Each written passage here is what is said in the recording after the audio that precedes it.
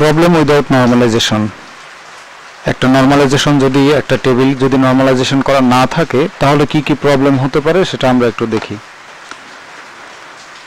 এখানে যে লেখাগুলো আছে আমরা লেখাগুলো একবার নিজেরা পড়ে নিলে হয়তো বুঝতে পারবো। আমি শুধু মেইন থিমটা দেখিয়ে দিয়ে যাচ্ছি। এখানে একটা টেবিল দেওয়া আছে, যেই টেবিলটা হচ্ছে নর্মালাইজেশন ছাড়া টেবিলটা করা আছে। যদি নর্মালাইজেশন ছাড়া এইভাবে টেবিলগুলো করা থাকে তাহলে কি কি প্রবলেম হতে পারে? প্রবলেমটা হবে সেখানে ডাটা রিডান্ডেন্সি ক্রিয়েট হবে। ডাটা রিডান্ডেন্সি কি?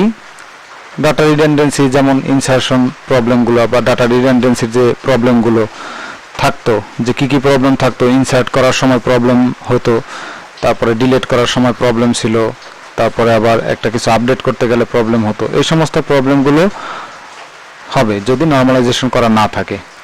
আবার যদি নর্মালাইজেশন করা না থাকে তাহলে শুধুমাত্র এই টেবিলটা যে অনেক বেশি মেমোরি দখল করবে শুধু সেটাই নয়, বরঞ্চ এই টেবিলটাকে ম্যানেজ করা, মেনটেন করা অনেক কঠিন হয়ে যাবে।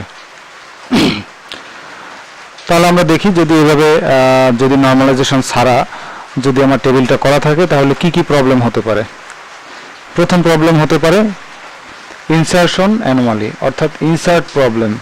ইনসার্ট করার সময় প্রবলেম হবে। সাপোজ এখানে 404 নম্বর আইডি পর্যন্ত ডিকন অ্যাড করা আছে। এখন যদি 405 নম্বর আইডি সে আজকেরই ভর্তি হলো, কিন্তু তার জন্য এখন পর্যন্ত কোনো ব্রাঞ্চ অ্যাসাইন করা হয় নাই, তাহলে কি হবে? সাপোজ এখানে আসলো 405, তারপরে আসলো ইকন, তাহলে ব্যাপারটা কি হলো যে ইকনের জন্য শুধুমাত্র রোল আইডি এবং নেম আমি দিতে পারবো, কিন্তু ব্রাঞ্চ, তারপরে head of the department, office telephone number এগুলো কিন্তু আমরা দিতে পারতেছি না, কারণ সে এখনো পর্যন্ত কোনো ব্রাঞ্চের অধীনে যায় নাই।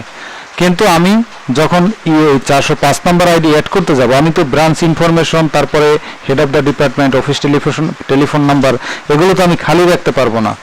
তাহলে হবে কি, আমার এই 405 নম্বর আইডিকে ইনসার্ট করতে দিবে না। এটা হচ্ছে আমার insertion anomaly problem. Updation anomaly, update করার ক্ষেত্রে কি প্রবলেমটা হবে? সাপোজ এখানে দেওয়া আছে কি, আমরা যদি দেখি যে এক পাশে আছে স্টুডেন্ট ইনফরমেশন আর এক পাশে আছে কি আমার ব্রাঞ্চ ইনফরমেশন, অর্থাৎ রোল নাম্বার আর নেমটা হচ্ছে স্টুডেন্ট ইনফরমেশন, আর branch head of the department আর অফিস টেলিফোন নাম্বার এটা হচ্ছে আমার ডিপার্টমেন্টের ইনফরমেশন, অর্থাৎ ব্রাঞ্চের ইনফরমেশন। এখন এই ব্রাঞ্চের ইনফরমেশনের ক্ষেত্রে আমরা যদি তাকাই যে বর্তমানে হেড অফ দ্য ডিপার্টমেন্ট আছে মিস্টার এক্স। আজকের যদি মিস্টার এক্স ডিপার্টমেন্ট থেকে চলে যায়, এখন সাপোজ নতুন আর একজন মিস্টার ওয়াই জয়েন করলো, তাহলে এখানে হচ্ছে কি আমার এই যতগুলো রো থাকবে প্রত্যেকটা রোতে mister Y mister Y mister Y এভাবে আপডেট দিতে হবে। এখন হয়তো বা দেখা গেছে যে আমার এখানে 4টা এন্ট্রি আছে, এই কারণে বোঝা যাচ্ছে না। সাপোজ এখানে যদি আমার 1000টা এন্ট্রি থাকতো তাহলে কিন্তু আমার এই 1000 বার আমার মিস্টার এক্স আপডেট করা লাগতো। তাহলে এইটা হচ্ছে আমার আপডেট করার ক্ষেত্রে ঝামেলা। এখন 1000টা যখন আমি আপডেট করতে যাব তখন এমনটাও হতে পারে যে দুই একটা আপডেট হয়তো বা ভুলে মিস্টেক হয়ে যেতে পারে, যে দুই একটা আমার আপডেট করা নাও হতে পারে। সেক্ষেত্রে কনফ্লিক্ট করবে যে একটা ডিপার্টমেন্টের একটা ব্রাঞ্চের হেড অফ দ্য ডিপার্টমেন্ট দুইজন, অর্থাৎ সাপোজ এখানে যদি মিস্টার ওয়াই দিলাম আর এখানে যদি ভুলে আমি এটা আপডেট না করি তাহলে কি হলো যে একই ডিপার্টমেন্টের হেড তো আর দুইজন থাকবে না, তাহলে মিস্টার এক্সও থাকলো মিস্টার ওয়াইও থাকলো, তাহলে সেইটা ঝামেলা আর কি। এরপর হচ্ছে কি ডিলেশন প্রবলেম। ডিলেট করার সময় যে প্রবলেমটা হবে, এখন আমি যদি দেখি এখানে সাপোজ এই স্টুডেন্টটা যদি 401 নাম্বার আইডি, এর ব্রাঞ্চটা যদি বিবিএ হয়, সাপোজ এখানে মিস্টার এক্স যদি বিবিএর হেড অফ দ্য ডিপার্টমেন্ট হয় আর এই শুধুমাত্র এই একটা যদি থাকে বিবিএর। এখন যদি আমরা তো জানি যে আমরা যখন ডিলিট করব তখন একটা রো আমি ডিলিট করে ফেলবো। এখন যদি এই অবস্থায় আমি এই রোটাকে ডিলিট করতে যাই তাহলে কি হবে, আমার এই রো এর সাথে সাথে ব্রাঞ্চের ইনফরমেশনটাও ডিলিট হয়ে যাচ্ছে। অর্থাৎ এখানে সাপোজ যদি বিবিএ থাকতো তাহলে বিবিএর হেড অফ দ্য ডিপার্টমেন্ট এবং বিবিএর টেলিফোন নাম্বার এগুলো আমরা হারিয়ে ফেলতাম। এটা হচ্ছে আমার ডিলেশন প্রবলেম। তাহলে এই সমস্ত এই যে প্রবলেমটা এই প্রবলেমগুলো সলভ করার জন্য আমরা নর্মালাইজেশন ব্যবহার করি। তাহলে আমরা দেখি যে নর্মালাইজেশন কত ধরনের আছে। যে normalization rules are divided into the following normal forms, অর্থাৎ first normal form, second normal form, third normal form, আর হচ্ছে কি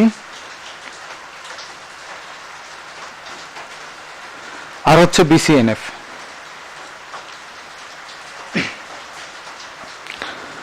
আর হচ্ছে BCNF, এই চারটা। আমরা প্রথমে দেখি যে first normal form. First normal ফর্মে কি কি দেওয়া আছে, যে ফার্স্ট নর্মাল ফর্মের ক্ষেত্রে আমার চারটা শর্ত দেওয়া আছে। প্রথম শর্ত কি, it should only have single valued attribute বা কলামস। আচ্ছা, যাই হোক, এখানে বলা আছে যে একটা সেলের ভিতরে মাত্র একটা সিঙ্গেল ভ্যালু থাকতে পারবে, একাধিক ভ্যালু থাকতে পারবে না। সাপোজ এখানে আমরা যদি তাকাই যে রোল নাম্বারের এখানে একটা সিঙ্গেল ভ্যালু দেওয়া আছে, এখানে নেইমের ক্ষেত্রে একটা সিঙ্গেল ভ্যালু দেওয়া আছে, কিন্তু সাবজেক্টের ক্ষেত্রে এখানে কি আছে, ওএস অপারেটিং সিস্টেম এবং কম্পিউটার নেটওয়ার্ক। অর্থাৎ এখানে আমার কমা দিয়ে দুইটা সাবজেক্ট এন্ট্রি দেওয়া হলো। আর আমার ফার্স্ট নর্মালাইজেশনের প্রথম রুল অনুসারে আমি এইটা করতে পারবো না, অর্থাৎ একসাথে দুইটা এন্ট্রি দিতে পারবো না। অর্থাৎ একটা সেলে আমি একটাই এন্ট্রি দিতে পারবো, হয়তো ওএস রাখতে পারবো নতুবা কম্পিউটার নেটওয়ার্ক রাখতে পারবো। দ্বিতীয় নম্বরে বলা আছে কি, values stored in a column should be the same domain. অর্থাৎ এখানে যে আমি যখন ভ্যালুগুলো স্টোর করব তখন সেম ডোমেইনে সব এন্ট্রিগুলো দিতে হবে। অর্থাৎ আমি এখানে যে রোল নাম্বার আমি ইনপুট দিলাম, তাহলে এখানে আমি এই রোল নাম্বার ইনপুট দিলাম, এখানে আমি রোল নাম্বার ইনপুট দেব। আমি এইটা পারবো না, সাপোজ এই দ্বিতীয় রোতে এসে যে সিকনটাকে আমি এখানে লিখলাম আর এই 103 আইডিটাকে এখানে লিখলাম, এইটা করা যাবে না, সেম ডোমেইনে থাকতে হবে। অর্থাৎ যেই কলামে আমি নাম লিখবো সেই কলামে শুধু নামই থাকবে, আবার যেই কলামে আমার আইডি থাকবে, রোল থাকবে, সেই কলামে শুধু রোলই থাকবে, যেই কলামে সাবজেক্ট থাকবে ওই কলামে শুধুই সাবজেক্ট থাকবে। অর্থাৎ এটাই বলা আছে যে values stored in a column should be the same domain. এরপরে কি আছে, all the columns in a table should have unique names. অর্থাৎ এই কলামের একটা টেবিলের যে কলামের নামগুলো আছে, এই যে অ্যাট্রিবিউটগুলো, এই কলামের নামগুলো হচ্ছে এক একটা অ্যাট্রিবিউট, বা এই কলামের নামগুলো ইউনিক থাকতে হবে। ইউনিকটা কীরকম, সাপোজ এখানে আছে রোল নাম্বার, নেম, সাবজেক্ট, তিনটে ইউনিক আছে।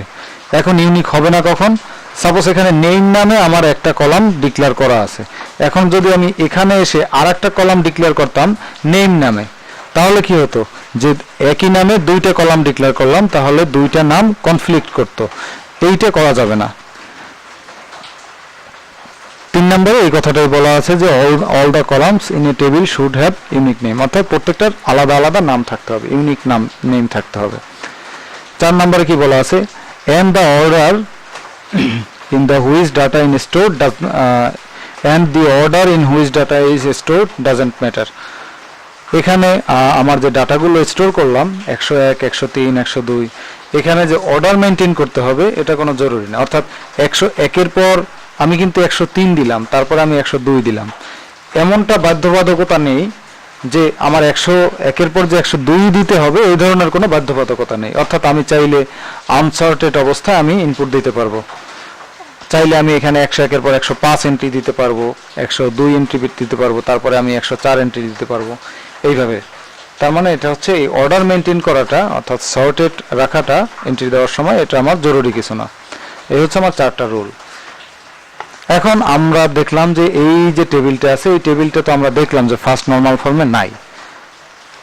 তাহলে ফার্স্ট নর্মাল ফর্মে যেহেতু নাই, এটার জন্য কি করা দরকার, এইটা কি কি সমস্যা ছিল, সমস্যা ছিল শুধুমাত্র এই যে প্রথম শর্তটা মিস্টেক হয়েছে এখানে, যে একটা সেলের ভিতরে একটা ভ্যালু থাকতে পারবে, কিন্তু আমার এখানে দুইটা ভ্যালু দেওয়া আছে। তাহলে আমার এখানে কি করলাম, এই যে 101 একন, এই ওএস এর জন্য আমি একটা রো করলাম, আর কি করলাম এখানে 101 একন, এই একনের জন্য কম্পিউটার নেটওয়ার্কের জন্য আর একটা রো করলাম।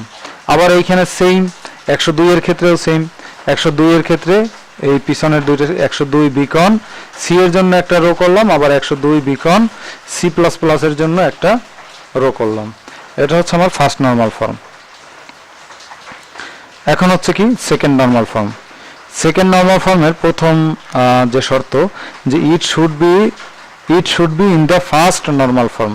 অর্থাৎ আমার সেকেন্ড নর্মাল ফর্মে করতে হলে টেবিলটা অবশ্যই ফার্স্ট নর্মাল ফর্মে থাকতে হবে। অর্থাৎ আমার যদি ফার্স্ট নর্মাল ফর্মে কোনো প্রবলেম, এমন একটা টেবিল দেওয়া হলো যেটাতে ফার্স্ট নর্মাল ফর্মই করা নাই, সেক্ষেত্রে আমার প্রথমত ফার্স্ট নর্মাল ফর্মে করতে হবে, তারপরে আমার সেকেন্ড নর্মাল ফর্ম করতে হবে। এজন্য প্রথম শর্তটা দেওয়া আছে, it should be in the first normal form, এটা ফার্স্ট নর্মাল ফর্মে থাকতে হবে। And it should not partial dependency, অর্থাৎ এই টেবিলের সাথে কোনো পার্শিয়াল ডিপেন্ডেন্সি থাকতে পারবে না।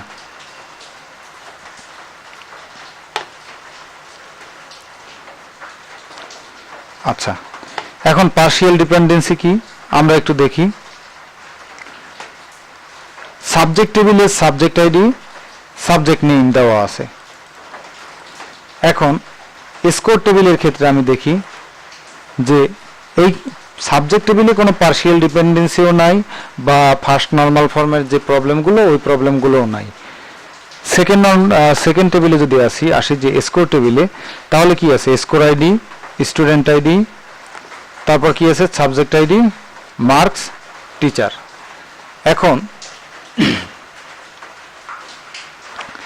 এখানে পার্শিয়াল ডিপেন্ডেন্সি, এখন আমরা যদি এখানে তাকাই, সাপোজ এখানে 1 নম্বর সাবজেক্ট আইডি,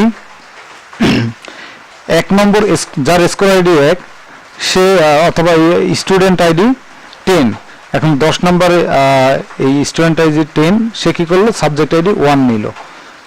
সাবজেক্ট আইডি 1 নিল যখন, তার জন্য কি 70 মার্কস, সাপোজ সে মার্ক পাইলে 70, আর টিচার হচ্ছে জাভা টিচার। এখন আমরা যদি দেখি যে 1 নম্বর সাবজেক্ট কি, জাভা, এখন জাভা তো জাভা টিচারই নিবে, জাভা তো জাভা টিচারই নেবে, জাভা তো আর অন্য কোনো টিচার নেবে না। আবার এখানে কি দেওয়া আছে যে সাবজেক্ট আইডি 2, অর্থাৎ C++, তার মানে এটা হচ্ছে C++ টিচার। এখন এখানে প্রবলেমটা কি, যে আমার এই যে C++, অর্থাৎ 2 নম্বর যে সাবজেক্টটা, 2 নম্বর সাবজেক্টটা হচ্ছে যে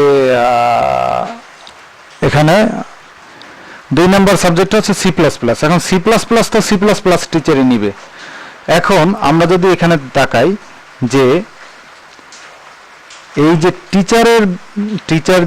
টিচারের যে কলামটা আছে, এই টিচারটা হচ্ছে এই সাবজেক্ট আইডির উপরে ডিপেন্ডেন্ট, অর্থাৎ সাবজেক্ট যদি জাভা না হয় তাহলে তো সেইটা জাভা টিচার নিবে না। আবার সাবজেক্ট যদি C++ না হয় তাহলে সেটাও তো C++ টিচার নিবে না। তার মানে হচ্ছে কি, এই টিচারটা হচ্ছে একটা নন প্রাইম অ্যাট্রিবিউট। এই নন প্রাইম অ্যাট্রিবিউটটা কি হলো, যে একটা প্রাইম অ্যাট্রিবিউটের উপরে ডিপেন্ডেন্ট থাকলো। একটা নন প্রাইম অ্যাট্রিবিউটের উপরে এই যে একটা প্রাইম অ্যাট্রিবিউটের উপরে যে একটা নন প্রাইম অ্যাট্রিবিউট ডিপেন্ডেন্ট হলো, এটাই হচ্ছে পার্শিয়াল ডিপেন্ডেন্সি। আচ্ছা, এটা প্রাইম অ্যাট্রিবিউট কিভাবে হলো, আমরা যদি তাকাই, যেখানে স্টুডেন্ট আইডি কিন্তু প্রাইমারি কি না। কারণ কি, প্রাইমারি কি হলে কিন্তু আমি এই 10 2বার ইনপুট দিতে পারতাম না। আবার সাবজেক্ট আইডিও কিন্তু প্রাইমারি কি না, কারণ প্রাইমারি কি হলে সাবজেক্ট কি যদি প্রাইমারি কি হতো তাহলে আমি 1 2বার ইনপুট দিতে পারতাম না। এখানে কি হচ্ছে যে আমার স্টুডেন্ট আইডি এবং সাবজেক্ট আইডি মিলে একটা কম্পোজিট কি তৈরি হয়েছে এখানে। তাহলে তার মানে হচ্ছে যে এই স্টুডেন্ট আইডি এবং সাবজেক্ট আইডি দুইটা মিলে হচ্ছে আমার প্রাইমারি কি, অর্থাৎ দুইটা মিলে কম্পোজিট কি আর কি, দুইটা মিলে কম্পোজিট কি ক্রিয়েট হয়েছে।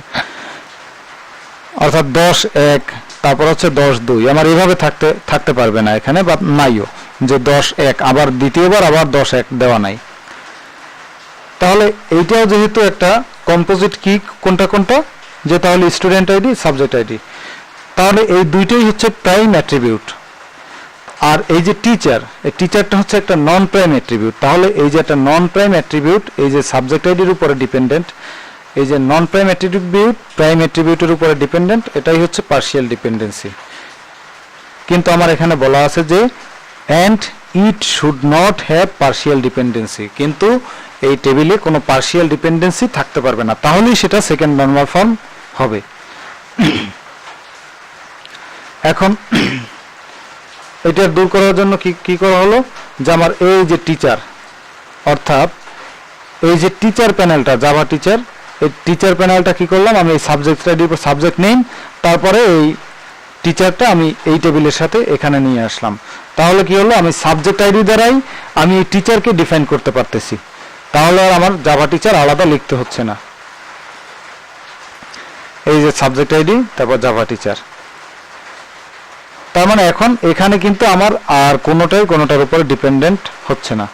এটাই হচ্ছে আমার পার্শিয়াল ডিপেন্ডেন্সি, আর এটাই হচ্ছে আমার পার্শিয়াল ডিপেন্ডেন্সি দূর করার পরে এই যে সলিউশন করা যে টেবিলটা। এখন হচ্ছে third normal form. Third normal ফর্মে বলা আছে যে it is in the second normal form, অর্থাৎ থার্ড নরমাল ফর্মে যদি আমার কোনো টেবিলকে যদি আমার থার্ড নরমাল ফর্মে নিতে হয়, তাহলে সেই টেবিলটাকে অবশ্যই আমার সেকেন্ড নরমাল ফর্মে থাকতে হবে, অর্থাৎ সেকেন্ড নরমাল ফর্মের কোনো প্রবলেম থাকতে পারবে না। এখানে আমরা স্কোর টেবিলটা দেখি যে score ID, student ID, subject ID, marks. এখানে একটা টেবিল আছে যে টেবিলটাতে কোনো প্রবলেম নাই। এখন যদি এমনটা হয় এরপরে এক্সাম নেম এবং টোটাল মার্কস, এক্সাম নেম এবং টোটাল মার্কসটা আবার অ্যাড হলো। এক্সাম নেম এবং টোটাল মার্কসটা যদি অ্যাড হয়, তাহলে আমরা যদি একটু তাকাই যে এক্সাম নেমটা হচ্ছে কার উপরে ডিপেন্ডেন্ট, এক্সাম নেমটা হচ্ছে এই সাবজেক্ট আইডির উপরে আর স্টুডেন্ট আইডির উপরে ডিপেন্ডেন্ট।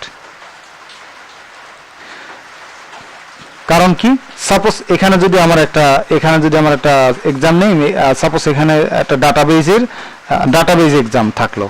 এখন ডাটাবেজ এক্সামটা, এখন এই যে স্টুডেন্ট আইডি, এই স্টুডেন্ট যদি ডাটাবেজ এক্সামটা না নেয়, সাপোজ সাবজেক্ট আইডি যদি এখানে 1 থাকে আর এখানে যদি থাকে ডাটাবেজ, এখন স্টুডেন্ট আইডি এইখানের যে স্টুডেন্টটা আছে সেই স্টুডেন্ট যদি এই এক্সামটা অথবা এই সাবজেক্টটা যদি না নেয়, তাহলে তো আর সেই স্টুডেন্ট এই পরীক্ষাটা দিবে না। তার মানে এটা হচ্ছে এই যে এক্সাম নেমটা হচ্ছে এই সাবজেক্ট আইডি আর স্টুডেন্ট আইডির উপরে ডিপেন্ডেন্ট। তার মানে কি হলো যে এই এক্সাম নেমের মাধ্যমে আমার একটা ওই ডিপেন্ডেন্সি ক্রিয়েট হলো। আবার এই যে টোটাল মার্কসটা কার উপরে ডিপেন্ডেন্ট, এক্সাম নেমের উপরে ডিপেন্ডেন্ট।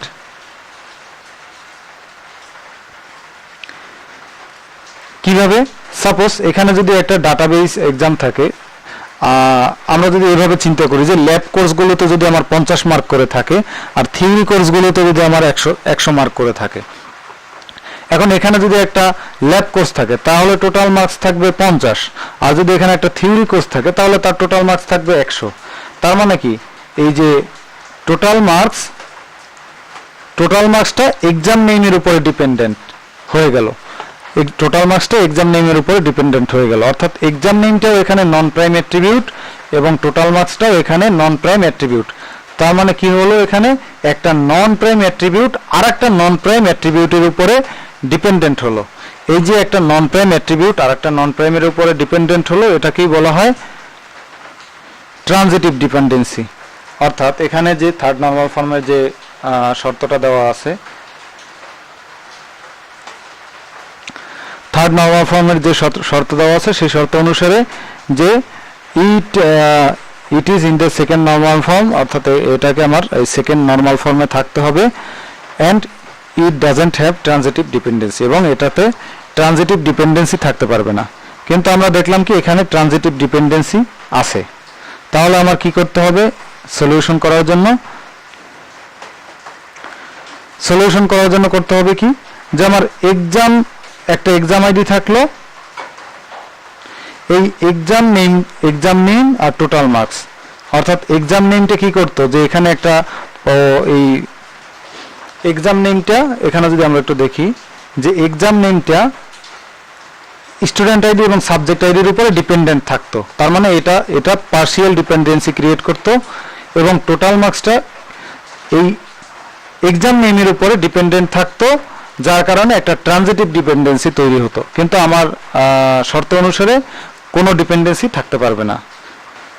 তাহলে আমরা যদি দেখি একটা এক্সাম আইডি দিয়ে দিই এবং এক্সাম নেম এবং টোটাল মার্কস, এইটা যদি আমরা একটা এক্সাম আইডি দ্বারা ডিফাইন করে নিই, তাহলে কি করলাম, মার্কসের পরে জাস্ট একটা এক্সাম আইডি দিয়ে দিলাম। এক্সাম আইডি দেওয়ার পরে তাহলে কি হলো, তাহলে আমার এই ডিপেন্ডেন্সিটা আর থাকলো না।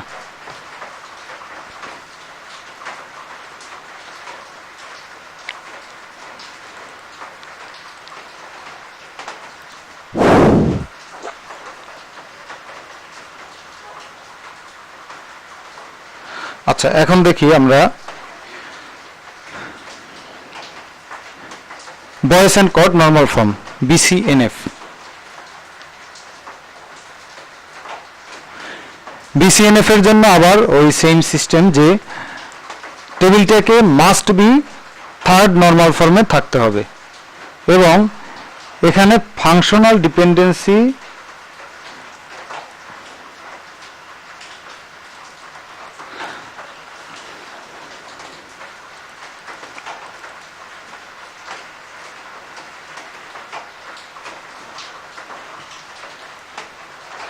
আচ্ছা, এখানে আমরা দেখতাম কি আসলে একটা এই যে সেকেন্ড নরমাল ফর্মে যেই ব্যাপারটা হতো, আমরা একটা সেকেন্ড নরমাল ফর্মে যাই। সেকেন্ড নরমাল ফর্মে কি হতো যে একটা নন প্রাইম অ্যাট্রিবিউট একটা প্রাইম অ্যাট্রিবিউটের উপরে ডিপেন্ড থাকতো, তাহলে সেটা হচ্ছে আমার পার্শিয়াল ডিপেন্ডেন্সি। আবার থার্ড নরমাল ফর্মে যখন আসলাম তখন কি হলো যে একটা নন প্রাইম অ্যাট্রিবিউট আর একটা নন প্রাইম অ্যাট্রিবিউটের উপরে ডিপেন্ডেন্ট থাকলো, তাহলে এটা হচ্ছে আমার ট্রানজিটিভ ডিপেন্ডেন্সি। এখন বয়েস কোড নরমাল ফর্মের ক্ষেত্রে আমরা যদি এখানে দেখি যে স্টুডেন্ট আইডি সাবজেক্ট এবং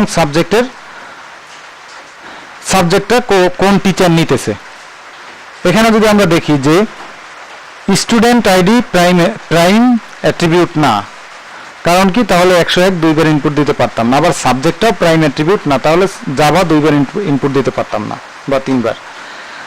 এখানে হচ্ছে কি আমার 101 আর এই জাভা মিলে একটা কম্পোজিট কি, অর্থাৎ দুইটা মিলে একটা কম্পোজিট কি, অর্থাৎ দুইটা মিলে আমার প্রাইমারি কি তৈরি হলো। এখন যদি আমরা একটু তাকাই যে জাভা তো জাভা প্রফেসরে নিবে, এই যে জাভা সাবজেক্টটা তো এই জাভা টিচারে নিবে, জাভা তো আর অন্য সি প্লাস প্লাসের টিচার নিবে না, আবার সি প্লাস প্লাসটা সি প্লাস প্লাস টিচারে নিবে। তার মানে কি হলো যে আমার এই সাবজেক্টটা হচ্ছে আমার একটা প্রাইম অ্যাট্রিবিউট, এই প্রাইম অ্যাট্রিবিউট একটা নন প্রাইম অ্যাট্রিবিউটের উপরে ডিপেন্ডেন্ট থাকলো, অর্থাৎ এই জাভাটা ডিপেন্ড করতেছে কার উপরে, এই জাভা প্রসেসরের উপরে, অর্থাৎ একটা প্রাইম অ্যাট্রিবিউট একটা নন প্রাইম অ্যাট্রিবিউটের উপরে যে ডিপেন্ডেন্ট থাকলো এইটা থাকা যাবে না। এটাই হচ্ছে বয়েস কোড নরমাল ফর্ম। তাহলে কি করতে হবে যে স্টুডেন্ট আইডি প্রফেসর আইডি, আর হচ্ছে কি আর একটা টেবিল করলাম যে প্রফেসর আইডি প্রফেসর জাভা, মানে এখানে আমি প্রফেসরদের টেবিলটা আলাদা করে দিলাম আর স্টুডেন্টের টেবিল আলাদা করে দিলাম।